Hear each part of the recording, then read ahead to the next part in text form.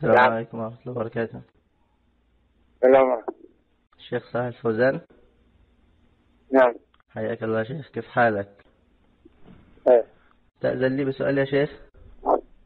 نعم. نحن مجموعة من طلاب العلم المبتدئين نستمع إلى تعليقات الشيخ صالح بن حمد العصيمي معكم في هيئة كبار العلماء، فجاء أحدهم وشغب على الذين يستمعون للشيخ وقال له أن الرجل مجهول وغير سلفي والجماعة الحزبية تنشر دروسه، وأخذ يثبت من الإخوة. فقلت لهم نسأل الشيخ صالح الفوزان ونتحاكم إلى الشيخ. لا، الشيخ محمد بن عثيمين زميلنا ونعرفه من العلماء المعتبرين بالمملكة. إيه، هذا الشيخ اسمه صالح بن حمد العصيمي، عضو هيئة كبار العلماء المتعين حديثا. ما فيه صالح بن محمد، فيه محمد بن صالح.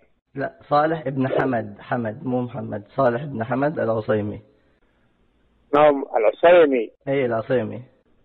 تقول العثيمين انت؟